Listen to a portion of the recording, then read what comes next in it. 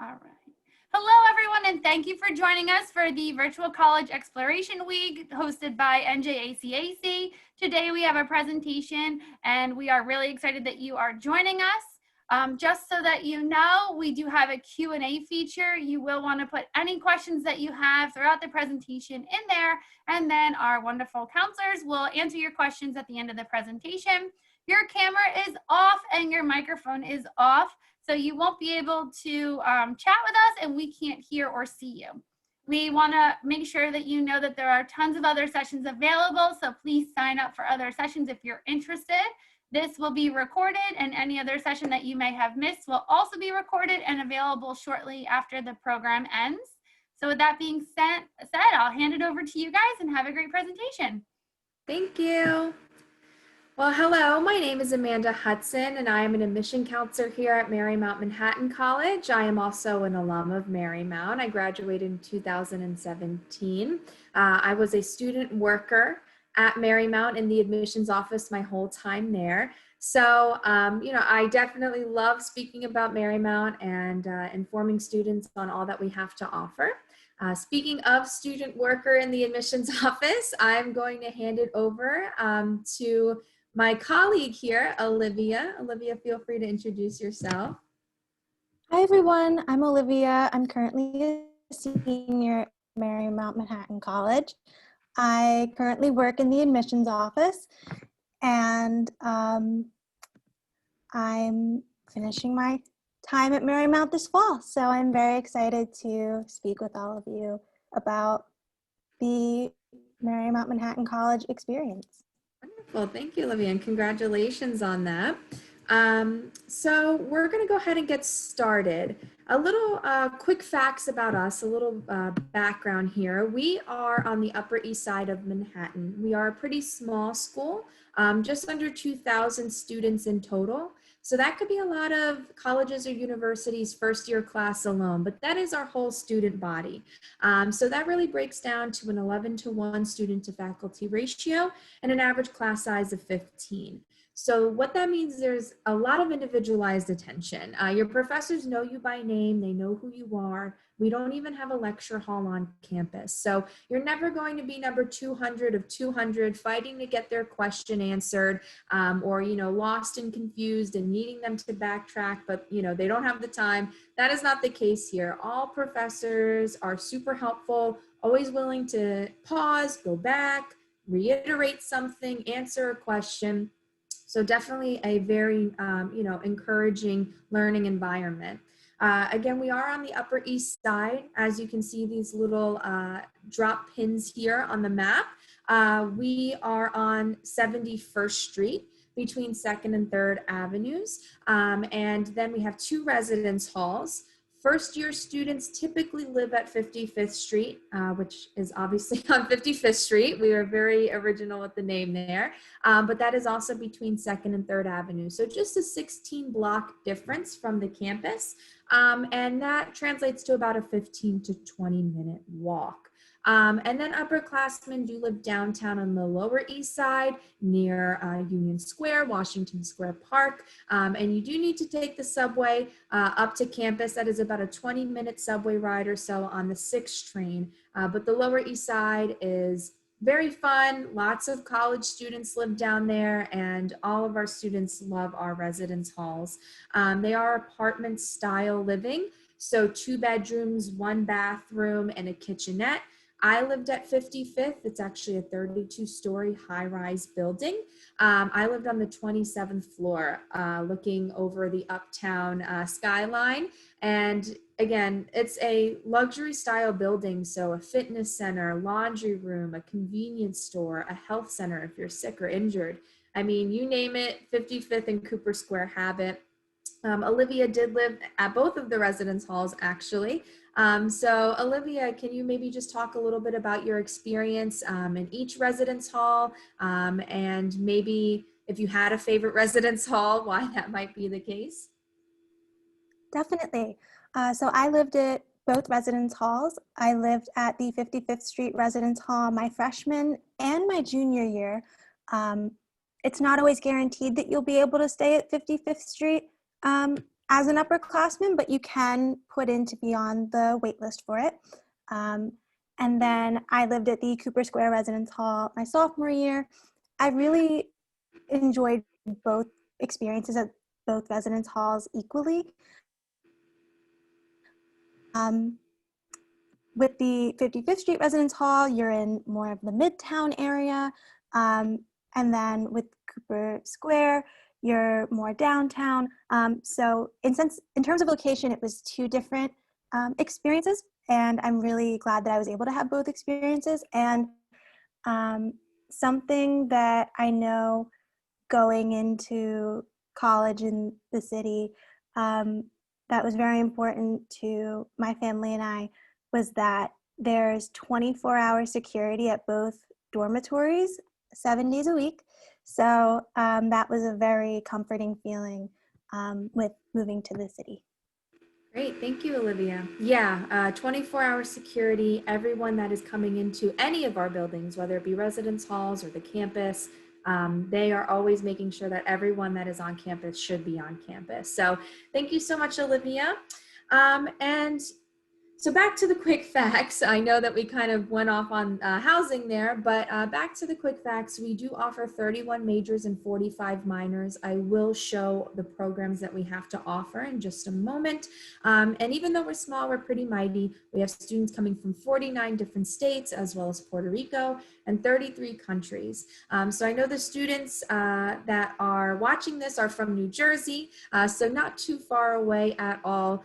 We do have quite a few students that come from New Jersey. So if you ever look to commute, again, it is never mandatory to live on campus, not even your first year. We can guarantee housing so long as you submit your deposit by the deadline. However, never mandatory. So I had quite a few friends from Jersey who lived on campus and a couple who commuted from home. It really is up to you. Alrighty, so we're gonna jump in now to career services. I know it may seem odd to talk about life after college and a career when I'm sure the students are focused on graduating high school and sending in applications to colleges first and foremost.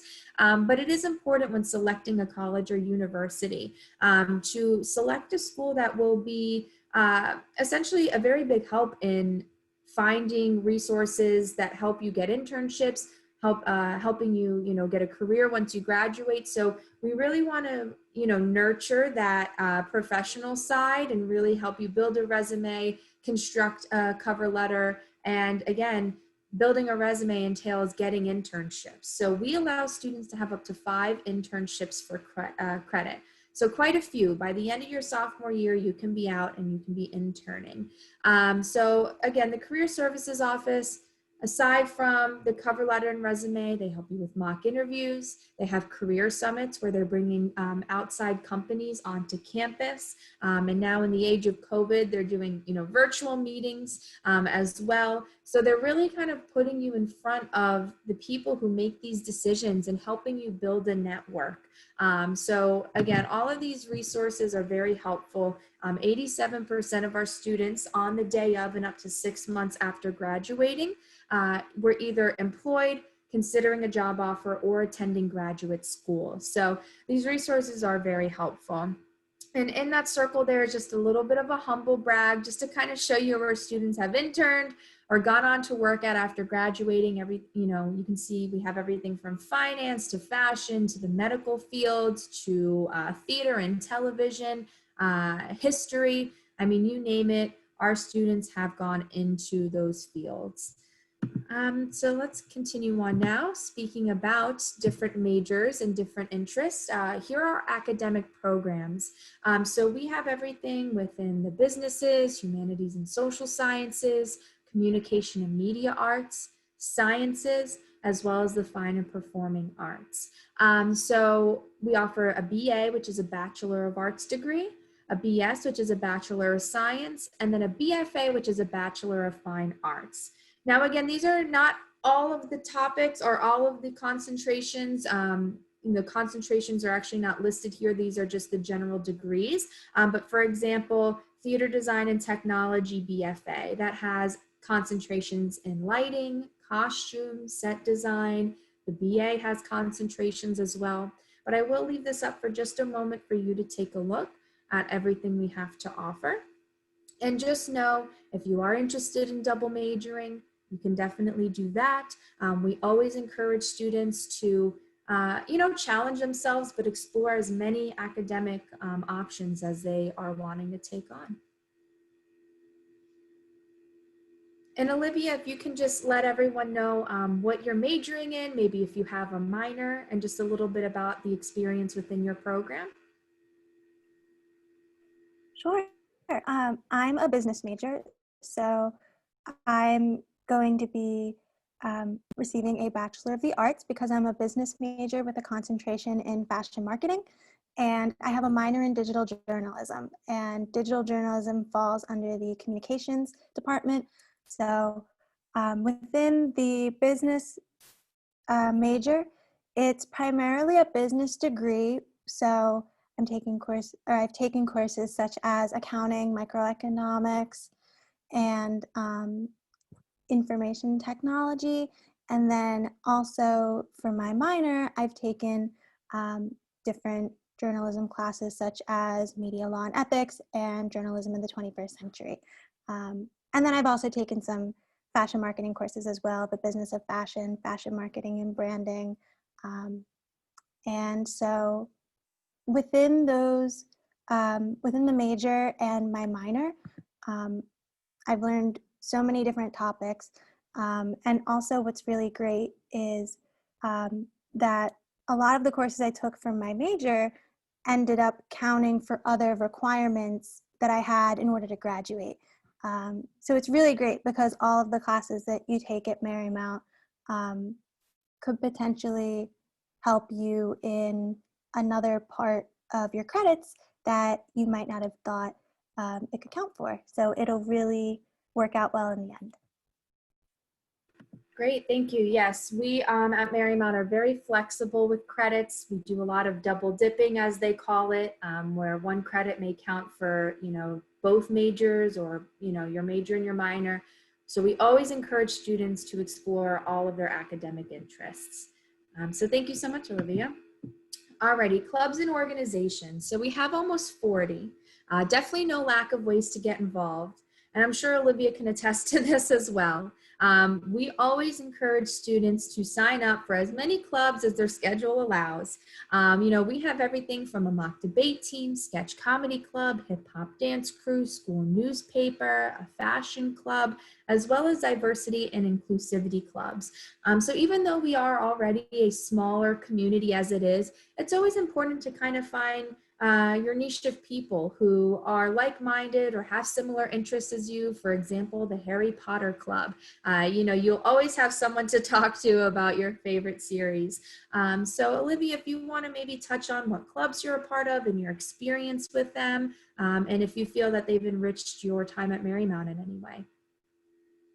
I definitely feel that they have really enriched my time at Marymount and really helped shape my college experience, because advice I was told going into college was to get involved, join as many clubs as you can, because that's a way that helps you easily move into this new chapter of your life. And so I joined the Fashion Marketing Student Association my freshman year, and I also joined Marymount's chapter of Her Campus, which is a nationwide online magazine that a bunch of different colleges are a part of. And that club is also great because not only do you get writing experience, but also there's sponsored events that you can attend. And I'm also a part of Marymount Community Outreach, which is the volunteer club on campus. So really, my biggest piece of advice going into college is to get involved because it'll really help with your time entering college and really helping to make your college experience the best that it could possibly be. Great, yeah, it definitely helps with that transition. Even if you are coming from a small school and you're used to that small school feel, you know, you're in a new city, maybe a new environment. So for everyone, it definitely does help kind of open up those doors to, you know, new friendships and new connections. So again, thank you, Olivia. Alrighty, now is time for the information on applying and how to apply. So for the seniors, you are going to be applying this fall. So fall, maybe even spring. We have quite a few different application options, which I will go over. So for the admissions averages, students who apply, the average GPA that we see is about a 3.6. Now, again, this is not a minimum requirement, the average of what we see, however. When it comes to test scores, SAT average is an 1100 and ACT average is a 24. I will say, however, for the fall 21, that would be the term that seniors will be entering in, we have gone test optional. Due to COVID-19, we understand that it may be very difficult, if not impossible, to get to a testing center, especially to get to one safely. And we never want to put our students' health at risk. So please know that we have gone test optional. If you are a junior or, you know, anything below that, even if you're in middle school, sometimes we get very young students who come in and join us. No matter what, always check, you know, our website, and always check with your admissions counselor, which would be me, since you all live in New Jersey, because typically we are not test optional. In previous years, we have not been. So those guidelines may change as the years go on, again, for the sophomores or juniors. But as of right now, for the seniors, just know we are test optional. And again, always just check in with us to make sure that that will stay the same for future years. For the application process, we have our own application. We also accept the Common App. We do not have a preference over which one you use. You know, we understand for high school students, you're applying to different institutions, probably quite a few. So it might, you know, be a lot easier and less time consuming just to use the Common Application. That is totally fine with us. We do require your official high school transcript. Again, we are test optional, so if you have the scores, you can send them, however, not mandatory. We do require at least one recommendation letter, but if you have more, definitely send them over. It's a great way for us to get to know you a little bit better. Your essay, which is embedded in the application already, we do not require an additional writing supplement. However, if you are interested in anything within art, dance, or theater, those are the three majors that require a portfolio, interview, or an audition.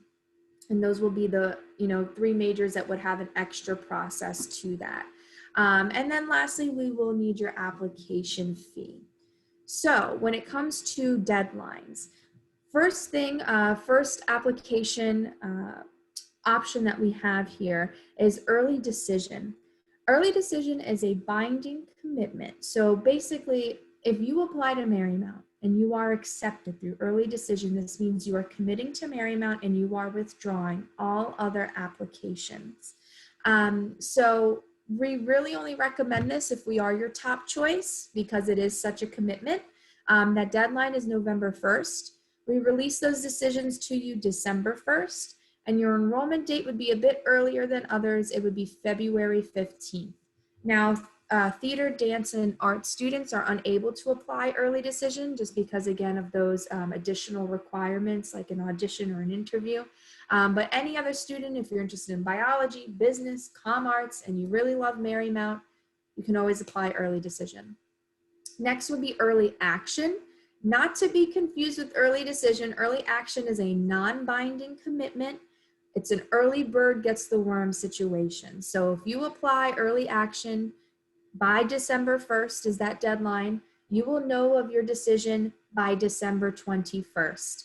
And you also get priority consideration for financial aid. So by December 21st, you will know if you've been accepted and you will know what scholarship you have received. You might not hear back from some schools until February, maybe even March. So you will definitely, if you apply early action, you will be hearing from us very early on. And the enrollment deposit for that, that deadline is May 1st, the nationwide deadline. Anything that we receive after December 1st, We still accept. We are a rolling admissions basis after December 1st, and we try to get you a decision within 2 weeks after getting your application and your documents.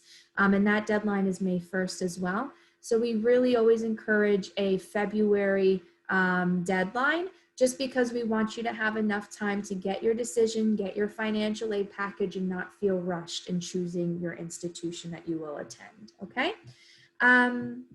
So I will just say, if you're interested in anything that has a portfolio interview or an audition, again, I recommend early action. Even though the deadline is December 1st, I would recommend maybe by the end of October, beginning of November, because as soon as you submit your application, you are able to then go in and schedule your audition or schedule your interview. So those do fill up pretty quickly.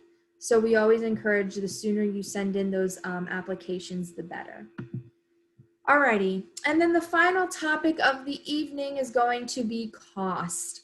So for tuition and fees, it is $37,410. Room and board is $18,894, bringing the total cost of attendance to somebody who, for somebody who lives on campus to $56,304. If you ever live off of campus or you commute from home, you would just look at that $37,410 number. For being a private school in Manhattan, $56,304 is definitely one of the more affordable options. However, we want to make it as affordable as possible. So how do we do that? First thing would be to fill out the FAFSA. We always encourage you to fill out the FAFSA. Trust me, I was a student not too long ago. I do remember how tedious the FAFSA can be. I know it does ask a lot of questions, but the juice is always worth the squeeze, because not only do we accept anything the government may award you, like a Pell Grant, our financial aid office also does a separate review of your FAFSA, and they could determine that there is a need. So even if the government comes back and says, well, we think you make too much, we're not going to give you anything, which sometimes they are pretty strict and they do that. Our financial aid office may turn around and say, well, we disagree. We do think there is a need and we're going to offer you X amount of dollars. And I've seen some pretty generous need-based grants come from our office. So really, you have nothing to lose and possibly a whole lot to gain. You could get money from both of us or maybe just one of us. It's not guaranteed. It is based on need again, but it's always worth it to submit that FAFSA. We cannot explore all financial aid opportunities with you unless we have that.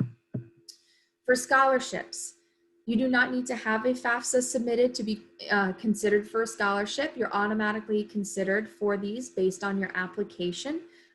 So we do offer anywhere from $4,000 to $18,000 based on your academic performance in school. So now that we are test optional, just know that this is not going to be just a GPA decision. Our admissions process, as well as now our scholarship process, is a very holistic approach. We want to get to know you beyond just your number, right? We know that students can have a hard semester, especially with COVID and the transition to learning online. We know that that's not easy. So we want to see beyond, just the GPA. Well, yes, we are looking at, if you're in AP courses or honors courses, if you're pushing yourself, we want to see if you're involved on campus. We want to see, your essay and how passionate you are about, X, Y, or Z. We want to see, great, strong recommendation letters from your teachers, or, maybe you have a job outside of school and your boss writes you a letter of recommendation. So it really is a holistic approach, because we want to get to know you as an individual beyond the numbers, okay? And then we also have talent scholarships. So this is for, again, studio art, which could be photography, graphic design, animation and illustration, as well as dance and theater. These are based on your audition, portfolio, or interview. You're automatically considered for these as well. And that will be anywhere from $1,000 to $10,000. So just know auditions and interviews typically take place between January and March, and they let you know about within 2 weeks after your audition date what your decision is and if you received a scholarship. Yes, you can get both. So say you get a $12,000 academic scholarship and then an $8,000 competitive-based scholarship. That is $20,000 that you have going towards your cost every single year. So long as you maintain your GPA, so long as you maintain status within the program, that money is yours to keep your whole time here. And that is not even including FAFSA. And that's not even including the next topic, which is endowed and external scholarships. We always encourage you to apply for any external scholarship that you may come across, whether that be, your local town for the amount of community service hours, maybe someone in your family works for a company that offers scholarship. And then also, there are databases like on College Board, and there are websites that have long lists of different scholarships that you can apply to, and the application for that may be an essay or a personal statement. So anything that you get from external sources, we will accept. We are a stackable school, which means we are not going to take away, say you get $2,000, we're not going to take away $2,000 of our academic scholarship or talent-based scholarship just because you got it from somewhere else. Other schools are not stackable, so always clarify that. With us, it's just the more the merrier. Alrighty, and I know that was a lot of information. So if you have any questions, please never hesitate to reach out to us. We have a lot of social media handles, Twitter, Facebook, Instagram, and TikTok. I recently, along with one of my coworkers, Alexis, we started the TikTok account and have slowly been building an audience on there. But I would definitely say these social media handles are key for staying up to date with our events, knowing what's going on around campus, opportunities that we have for high school seniors to see what we're all about. And then also the Office of Admission information is there as well. If you would like to contact me directly, since I am the admission counselor for New Jersey, my email is ahudson, so AHUDSON,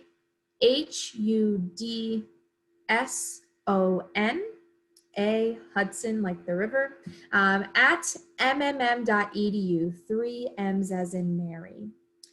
And Olivia is also a student worker with us. She will be available at any time. Anytime you want to speak to any of our student workers, we will link you with them. And when they are with us in the office, they'll be happy to speak to you and reply to your emails and such. So stay connected with us, stay in touch if you were to have any questions.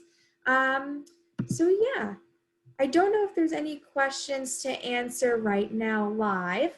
But Olivia, I guess we can try to wrap it up on the topic of what made you select Marymount? Of all of the colleges that you were looking at, what was it about Marymount that you feel would be the right fit for you? I know that's a loaded question, so sorry to put you on the spot with that one. No, it's all good. My main reason for choosing Marymount was that it is a small school in New York City. I'm actually from New Jersey. I'm from South Jersey. And the high school that I went to was very small. And so I wanted to go to school in New York City since I was pursuing a career or wanting and hoping to pursue a career in the fashion industry. And I really wanted that smaller school environment where you know your professor and they know you with your work ethic and everything. You walk down the hallway and you see people you recognize, and really to that point that you made in the very beginning where you said that there's no lecture halls at Marymount, you're not just a number. That really is true. I'd say probably the biggest class I've had is around 20 to 30 of us. And the smallest class I've been in was about 9. So really the small school environment was one of my main reasons for wanting to go to school at Marymount Manhattan College. And also it's prime location in the city. And there's so many different opportunities that you can get, so many different connections that you can make. I am. So those are some of the top items, and just been so happy with my experience. Well, thank you so much again for all of your input today. Oh, did it? It really rings true, as an alum, and I think any Marymount current student and alum you come across will always vouch that having a community that encourages you to push yourself and encourages you to always be your best, that's really what makes the experience so great, to really the New York City life can be the hustle and bustle, and the streets can be rather busy, and it can kind of feel, it can be easy to feel a little bit small, or like a small fish in a huge ocean in New York. So to come into our smaller campus where security's greeting you and they know your name, and you're seeing your professors in your hallway or in the Starbucks. We do have a full functioning Starbucks on campus, so that's not a selling point, then I know it's no Rook or any other local Jersey coffee chain, but we definitely have a lot of great things to Marymount. So it really does feel like a community, and we hope to have you join our community in the future. I look forward to working with you on your applications. So I think for now that is about it for us on this side. I am going to hand it back over now. So thank you all so much for your time and attention. All right. Thank you, Amanda. Thank you, Olivia. And thank you, everyone, for joining us. Just a reminder to please complete the quick survey.